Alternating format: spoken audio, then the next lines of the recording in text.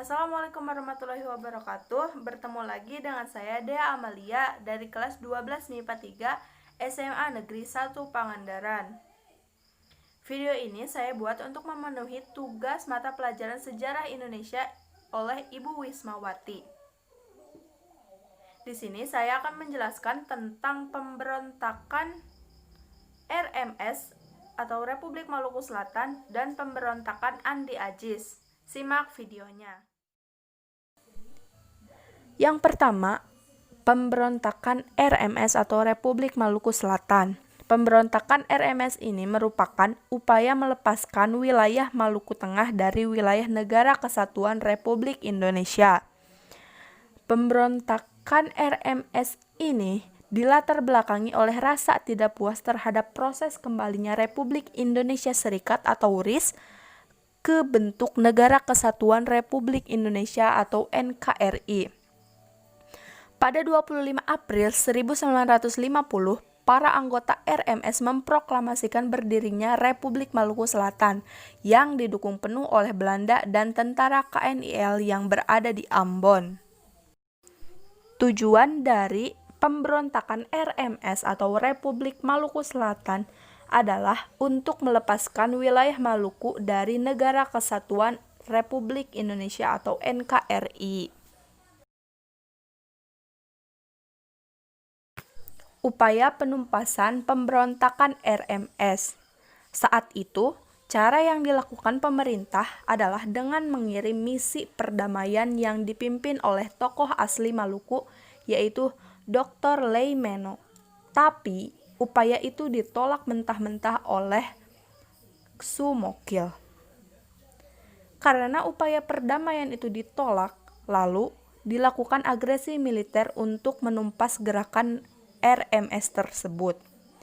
Pasukan itu diberi nama Gerakan Operasi Militer 3 atau GOM3 yang dipimpin oleh Kolonel A.E. Kawilarang yang saat itu menjabat sebagai Panglima Tentara dan Teritorium Indonesia Timur.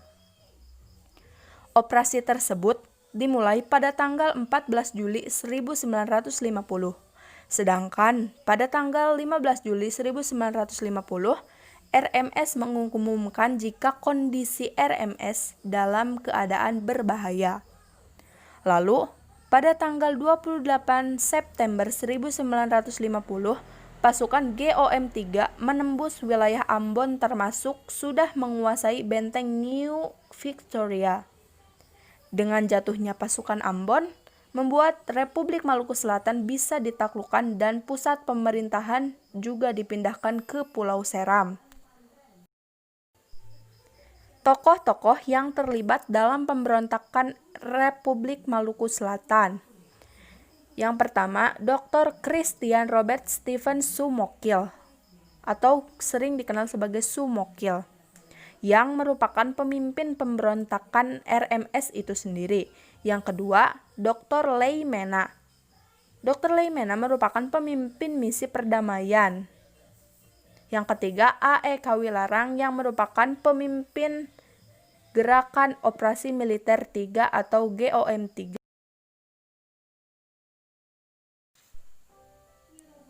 Akhir pemberontakan RMS. Pada akhirnya, ibu kota RMS berhasil direbut dan pemberontakan tersebut juga berhasil ditumpas habis. Awalnya, Dr. Sumokil berhasil melarikan diri ke Pulau Seram. Tapi akhirnya, dia berhasil tertangkap pada tahun 1963 dan dijatuhi hukuman mati. Yang kedua adalah pemberontakan Andi Ajis. Pemberontakan Andi Ajis merupakan upaya perlawanan yang dilakukan oleh Andi Ajis, yakni seorang mantan perwira KNIL. Latar belakang pemberontakan Andi Ajis. Andi Ajis berusaha untuk mempertahankan keberadaan Negara Indonesia Timur atau NIT karena enggan bergabung dengan NKRI. Pemberontakan ini terjadi di ujung Pandang, Makassar pada 5 April 1950 diawali dengan konflik Sulawesi Selatan pada bulan yang sama. Upaya penumpasan pemberontakan Andi Agis.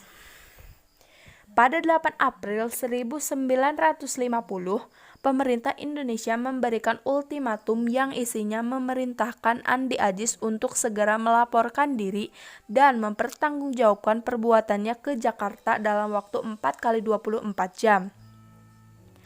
Andi Agis juga diperintahkan untuk menarik semua pasukannya dan menyerahkan semua senjata, serta membebaskan para tawanan.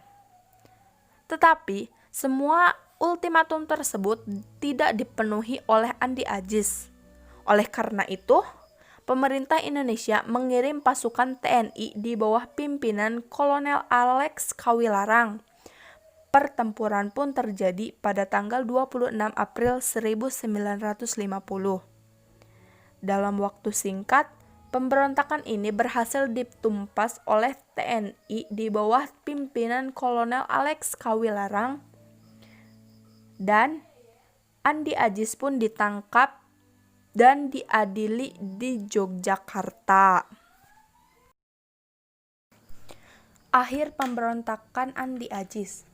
Pada tanggal 15 April 1950, Andi Agis akan datang ke Jakarta dengan janji Hamengkubuwono IX bahwa dia tidak akan ditangkap.